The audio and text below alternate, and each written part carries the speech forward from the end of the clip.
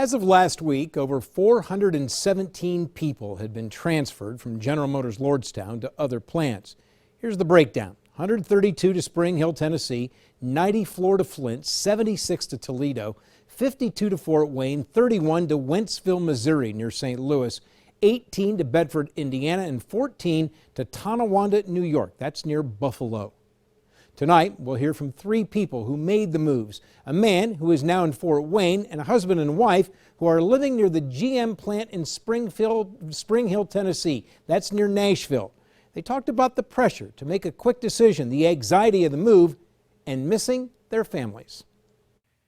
Dan Aurelio answered the phone from outside of his apartment in Fort Wayne, Indiana. I don't have much to do here. My family's in Ohio. Are they still? Yeah, till June. Mark and Brandy Rogers spoke from the dining room of their new house 40 minutes from the GM plant in Spring Hill, Tennessee. In November, after they made the announcement, we were like, okay, it's time to go. Mark and Brandy Rogers were high school sweethearts at Lordstown High School, who also own a house in Austintown. They're currently making 2 mortgage payments.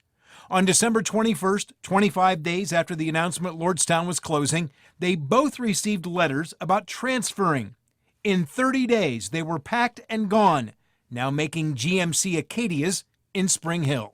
There was a possibility that she could wind up in Arlington, I could have wound up in Flint. That doesn't make for a good marriage. We were calling it forced and divorced. It was hard to get used to. I don't know that I'd never been here before I moved here. On the same day the Rogers started in Spring Hill, Dan Aurelio started making Silverado and Sierra pickups in Fort Wayne. Yeah, everybody's been real nice. Everybody seems to be from somewhere else at this plant.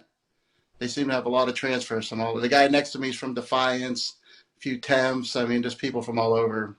Aurelio is working 6 days. When he gets off work Saturday afternoon, he drives the 4 hours home to Howland to visit his wife and 5-year-old son. He spends the night and returns Sunday evening. His plan is to buy a house in Fort Wayne and move his family there after school's out. I have my good and bad days. I had a few weeks in anxiety and tears, and then when you see stuff in the news about maybe something might come, you wonder if you made the right choice. Who knows what the right decision is? GM's not going to tell you. Both Dan Aurelio and the Rogers signed 3-year deals. They cannot leave until then. Except for missing home, they both like their new cities. But the Nashville area is very nice. It's really up and coming, and a lot of things to do. So that's really nice also. Yeah, everywhere you look, there's construction, they're building, there's constantly stuff going on. No good pizza places here, I got to say that. That's the terrible thing.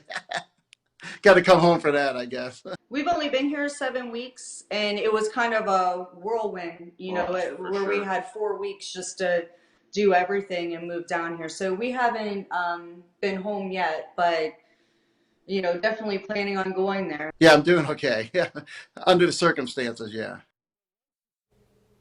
Mark and Brandy Rogers say the Spring Hill plant is so big, so spread out, that even though they work the same shift, they have to drive separately. Dan Aurelio is living with someone else from the Lordstown plant. They rented an apartment sight unseen about 10 minutes from the plant. Now, both plants are working 3 shifts, 6 and sometimes 7 days a week. They say there are always requests for overtime.